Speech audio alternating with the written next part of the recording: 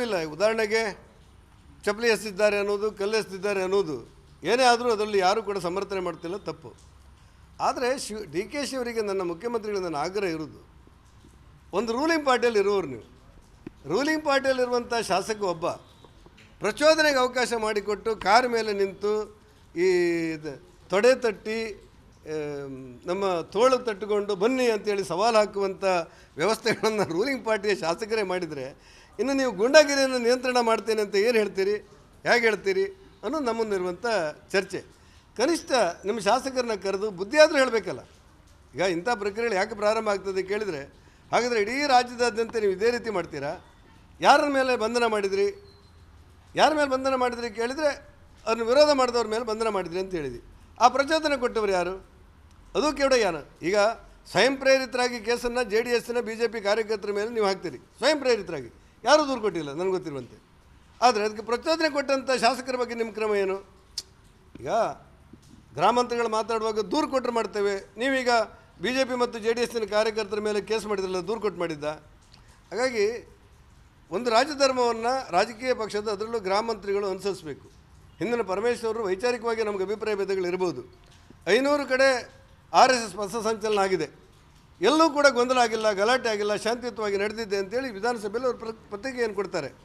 ಅಂದರೆ ಗಲಾಟೆ ಮಾಡದೇ ಇರುವವರ ಮೇಲೆ ನೀವು ಕೇಸ್ ಹಾಕ್ತೀರಿ, ಪಾಕಿಸ್ತಾನಕ್ಕೆ ಜೈ ಅಂತೇಳಿ ವಿಧಾನಸೌಧದ ಒಳಗೆ ಕೂತ್ಕೊಂಡವ್ರ ಮೇಲೆ ನಿಮ್ಮದು ಕೇಸ್ ಇಲ್ಲ, ಯಾಕೆ ಮೃದು ಧೋರಣೆ. ಇಂಥ ತಾರತಮ್ಯಗಳು ನಡಿಬಾರ್ದು ಅನ್ನೋದು ನನ್ನ ಆಗ್ರಹ. ಸದಾನಂದ ಗೌಡರ ಆಡಿಯೋ ಅಂತೇಳಿ ನೀವು ಮಾಧ್ಯಮದವ್ರು ಹೇಳಿದ್ದೀರಿ, ಸದಾನಂದ ಗೌಡರು ಇಲ್ಲ ಅಂತ ಹೇಳಿದ್ದಾರೆ. ಹಾಗಾಗಿ ನಾವು ಏನು ಪ್ರತಿಕ್ರಿಯೆ ಕೊಡುವಂತಿಲ್ಲ.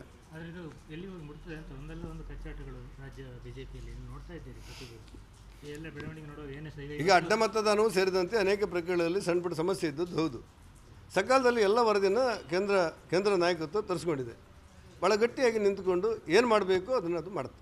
ಧರ್ಮಸ್ಥಳಕ್ಕೆ ಬಂದು ಇವತ್ತು ಪ್ರಮಾಣ ಬೇರೆ ಮಾಡಿದ್ದಾರೆ ಸುರೇಶ್ MLA, ಧರ್ಮಸ್ಥಳಕ್ಕೆ ಬಂದು ಪ್ರಮಾಣ ಬೇರೆ ಮಾಡಿದ್ದಾರೆ, ನನ್ನದೇನು ತಪ್ಪಿಲ್ಲ ಹೇಳಿ. ಅಲ್ಲ, ಅವ್ರ ಭಾವನೆಗಳನ್ನು ಅವ್ರು ಹೇಳ್ಕೊಂಡಿದ್ದಾರೆ, ಅವ್ರ ಭಾವನೆಗಳನ್ನು ಅವ್ರು ಹೇಳಿ ನನ್ನದೇನು ತಪ್ಪಿಲ್ಲ ಅಂತ ಹೇಳಿದ್ದಾರೆ. ಒಂದರಷ್ಟಿಯಲ್ಲಿ ಅವ್ರ ಭಾವನೆಗಳನ್ನು ಹೇಳುವಂಥ ಹಕ್ಕು ಇದೆ ಅವರಿಗೆ, ಅವ್ರು ಹೇಳಿದ್ದಾರೆ. ದೇಶಾದ್ಯಂತ ಈ ರಾಮ ಜನ್ಮಭೂಮಿ ಅಲ್ಲಿದ್ದೆಲ್ಲ ಅಕ್ರಮ ವ್ಯವಹಾರ, ಹುಂಡಿ ಹಣ ಅಂತದ್ದೆಲ್ಲ ಚರ್ಚೆ ಆಗ್ತಾ ಇದೆ, ತನಿಖೆನೂ ಆಗ್ತಾ ಇದೆ. ಈಗೊಂದು ಈಗ RSS ಅದರಲ್ಲಿ ಮುಂಚೂಣಿಯಲ್ಲಿತ್ತು, ರಾಮ ನಿರ್ಮಾಣದಲ್ಲಿ ಇರ್ಬೋದು, ಅಂಥದ್ದು BJP ಕೂಡ. ಈಗ ಏನು ಸರ್ ನೀವು ಏನು ಹೇಳಲಿಕ್ಕೆ ಬಯಸ್ತೀರಿ? ಅಂದರೆ ಇಷ್ಟೆಲ್ಲ ಚರ್ಚೆ ಆಗುವಾಗ ನೀವು ಮೌನ ಇದ್ದೀರಿ, ಏನಿಲ್ಲ, ಯಾರೂ ಮೌನ ಇಲ್ಲ, ಯಾರೂ ಮೌನಗಳಿಲ್ಲ. ರಾಮ ಮಂದಿರದ ನಿರ್ಮಾಣದ ಹಿನ್ನೆಲೆಯಲ್ಲಿ ಭಾರತೀಯ ಜನತಾ ಪಕ್ಷವು ಸೇರಿದಂತೆ ಇಡೀ ಹಿಂದೂ ಧರ್ಮದ ಒಂದು ಅತ್ಯಂತ ಶ್ರೇಷ್ಠವಾದಂಥ ಪವಿತ್ರವಾದ ಸ್ಥಳ, ಸಾಕಷ್ಟು ಆರ್ಥಿಕವಾದಿ ಶಕ್ತಿ ಹರಿದು ಬರುವಂಥ ಒಂದು ವ್ಯವಸ್ಥೆಗಳದು. ಧಾರ್ಮಿಕ ಕೇಂದ್ರಗಳಲ್ಲಿ ಅನೇಕ ಕಡೆಗಳಲ್ಲಿ ಇಂಥ ಸಮಸ್ಯೆಗಳಿದೆ, ಮೊದಲಿಂದ ಇತ್ತು. ಅದರಲ್ಲೂ ರಾಮ ಮಂದಿರದಲ್ಲಿ ಆಗಿರುವುದು ಅಂತ ಇಡೀ ದೇಶಕ್ಕೂ ನೋವನಿಸಿದೆ, ಭಾರತೀಯ ಜನತಾ ಪಕ್ಷಕ್ಕೂ ನೋವನಿಸಿದೆ, ಪರಿವಾರಕ್ಕೂ ನೋವನಿಸಿದೆ, ಎಲ್ರಿಗೂ ನೋವನಿಸಿದೆ. ಅದರ ತಕ್ಷಣ ಯಾರ್ಯಾರು ಬಂಧನ ಮಾಡಬೇಕು ಅದನ್ನೆಲ್ಲ ಮಾಡುವಂಥ ಪ್ರಕ್ರಿಯೆಗಳು ಆಗಿದೆ. ಇಂಥ ಘಟನೆಗಳು ನಡೀಬಾರ್ದಾಗಿತ್ತು. ಯಾರೇ ತಪ್ಪು ಮಾಡಿದ್ರು ಅವರಿಗೆ ಶಿಕ್ಷೆ ಕೊಡ್ತೇವೆ ಅನ್ನುವಂಥ ಮಾತನ್ನು ಮುಖ್ಯಮಂತ್ರಿಗಳು ಹೇಳಿದ್ದಾರೆ, ಮಾಡ್ತಾ ಇದ್ದಾರೆ. ಸರ್, ಮೊನ್ನೆ ಪೇಜಾವರ ಸ್ವಾಮೀಜಿ ಮಾತನಾಡುವಾಗ ಆಘಾತ ವ್ಯಕ್ತಪಡಿಸಿದ್ದಾರೆ. ಜೊತೆಗೆ RSS ನೋಂದಣಿ ಆದರೆ ಏನಾಗ್ತದೆ, ಯಾರು ಟೀಕೆ ಮಾಡೋ ಅವಕಾಶನೇ ಇಲ್ಲಲ್ಲೋ ಹೇಳಿದ್ದಾರೆ. ಅಲ್ಲ, ನೀವು ಹುಟ್ಟುವ ಮುಂಚೆ RSS ಅಸ್ತಿತ್ವಕ್ಕೆ ಬಂದಿದೆ, ಅಂದರೆ 1 ಶತಮಾನದ ಹಿಂದೆ. ಅಲ್ಲಿಂದ ಇಲ್ಲಿವರೆಗೆ ಏನೂ ಆಗದಿರುವಂಥ ಕೇವಲ ಜನಪರವಾದಂಥ ರಾಷ್ಟ್ರಪ್ರೇಮಕ್ಕೆ ಪ್ರತೀಕವಾಗಿ ಕೆಲಸ ಮಾಡುವಂಥ ರಾಷ್ಟ್ರೀಯ ಸ್ವಯಂ ಸೇವಕ ಸಂಘವನ್ನು ಈ ಇವತ್ತಿನ ಗ್ರಾಮಾಂತರಿ ಮಲ್ಲಿಕಾರ್ಜುನ ಖರ್ಗೆ ಅವರ ಮಗ ಪ್ರಿಯಾಂಕಾ ಖರ್ಗೆ ಅವ್ರ ಕಾಲದಲ್ಲೇ ನೋಂದಣಿ ಮಾಡಬೇಕಂತ ಏನೋ ಶಾಸನ ಇದೆಯಾ? ಪ್ರಿಯಾಂಕಾ ಖರ್ಗೆ ಅವರಿಗೆ ನೋಂದಣಿ ಮಾಡಬೇಕಂತ ಏನೋ ಶಾಸನ ಇದೆಯಾ? ಶತಮಾನದ ಇತಿಹಾಸ ಇರುವಂಥ ರಾಷ್ಟ್ರೀಯ ಸ್ವಯಂ ಸೇವಕ ಸಂಘ ನನಗಿಂತ, ತನ್ನ ಜಾತಿಗಿಂತ, ತನ್ನ ಧರ್ಮಕ್ಕಿಂತ ನನ್ನ ದೇಶ ಮೊದಲು ಅನ್ನುವಂಥ ರಾಷ್ಟ್ರಭಕ್ತನ ನಿರ್ಮಾಣ ಮಾಡುವಂಥ ಒಂದು ವ್ಯವಸ್ಥೆಯಡಿ ಬೆಳೆದಿರುವಂಥ ಸಂಘಟನೆ. 100 ವರ್ಷದಿಂದ ಅದು ಚೆನ್ನಾಗಿ ಕೆಲಸ ಮಾಡ್ತಾಯಿದೆ. ನೆಹರೂರವರು ನೀವು ಚೆನ್ನಾಗಿ ಕೆಲಸ ಮಾಡಿದ್ದೀರಿ, ರಾಷ್ಟ್ರದ ಪರವಾಗಿ ನಿಂತಿದ್ದೀರಿ, ಚೀನಾ ಮತ್ತು ಭಾರತದ ಯುದ್ಧದಲ್ಲಿ ಭಾರತದ ಪರವಾಗಿ ನೀವು ಬದುಕನ್ನು ಬಲಿಕೊಟ್ಟು ಕೆಲಸ ಮಾಡುವಂಥ ಕೆಲಸ ಮಾಡಿದ್ದೀರಿ. ಬನ್ನಿ, ಗಣರಾಜ್ಯೋತ್ಸವದಲ್ಲಿ ಪಥಸಂಚಲನದಲ್ಲಿ ಸಮವಸ್ತ್ರದಲ್ಲಿ ನೀವು ಭಾಗಿಯಾಗಿ ಅಂತೇಳಿ ಆಹ್ವಾನ ಕೊಟ್ಟಿದ್ದು ಪ್ರಿಯಾಂಕಾ ಖರ್ಗೆ ಅವ್ರು ಮಾಡ್ತಾರೆ, ನಾವೇನು ಮಾಡೋಣ? ಹಾಗಾಗಿ ಅಂಥ ಗೊಂದಲಗಳಿಗೆ ಅವರೆಲ್ಲ ಅವಕಾಶ ಮಾಡಿಕೊಡೋದನ್ನು ಬಿಟ್ಟು ರಾಜ್ಯ ಸರ್ಕಾರ ಇವತ್ತು 82 ಲಕ್ಷ ಪಿಂಚಣಿಯಲ್ಲಿ 14 ಲಕ್ಷ ಪಿಂಚಣಿಯನ್ನು ವಿರಹಿತಪಡಿಸ್ತಾ ಇದೆ. ಬಡವರದ್ದು, ವೃದ್ಧರದ್ದು, ದುರ್ಬಲರದ್ದು, ವಿಧವೆಯರದ್ದು ಮತ್ತು ಅಂಗವಿಕಲರದ್ದು 1,15,00,000 25 ಲಕ್ಷದವರೆಗೆ ನಾವು ಗೃಹಲಕ್ಷ್ಮಿ ಕೊಡ್ತೇವೆ ಅಂತ ಹೇಳಿ ಇವತ್ತು 13ರಿಂದ 14 ಲಕ್ಷ ವಿರಹಿತಪಡಿಸ್ತಾ ಇದೆ. ಇದರ ಬಗ್ಗೆ ನೀವು ಯೋಚನೆ ಮಾಡಿ. 1.5 ಲಕ್ಷ OBC ಮಕ್ಕಳು, ಹಿಂದುಳಿದ ವರ್ಗದ ಮಕ್ಕಳು, 1.5 ಲಕ್ಷ ಮಕ್ಕಳು ಹಾಸ್ಟೆಲ್ದಿಂದ ನರಳುವಂಥ ಪರಿಸ್ಥಿತಿಗಳು ನಿರ್ಮಾಣ ಆಗಿದೆ. ಇದರ ಬಗ್ಗೆ ಸರ್ಕಾರ ಯೋಚನೆ ಮಾಡಬೇಕೇ ಹೊರತು ರಾಷ್ಟ್ರೀಯ ಸ್ವಯಂ ಸೇವಕ ಸಂಘ ನೋಂದಣಿ ಆಗಿಲ್ಲ ಅಂತೇಳಿ ತಲೆಬಿಸಿ ನಿಮಗೆ ಬೇಡ, ಮಾಡ್ಕೊಳ್ಳೋರು ಮಾಡ್ಕೊಳ್ತಾರೆ. ಸರ್, ಈಗ ಪೇಜಾವರ ಸ್ವಾಮೀಜಿ ನಿಮಗೆ ಗುರುಗಳ ರೀತಿ ಭಾರಿ ಗೌರವ ಕೊಡ್ತೀರಿ. ಅವರು ನಿಮ್ಗೆ ಒಂದು ಸಲಹೆ ಕೊಟ್ಟಿದ್ರು, ನೀವು ಹಾಗಾದ್ರೆ ಆ ಸಲಹೆ ತಗೊಳ್ಳೋದಿಲ್ಲ. ಏನು ಸಲಹೆ?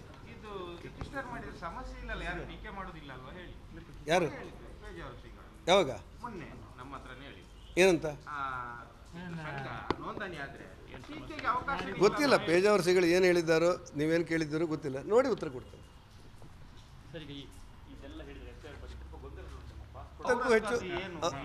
ಹತ್ತಕ್ಕೂ ಹೆಚ್ಚು ದಾಖಲೆಗಳನ್ನು ಕೊಟ್ಟಿದ್ದಾರೆ.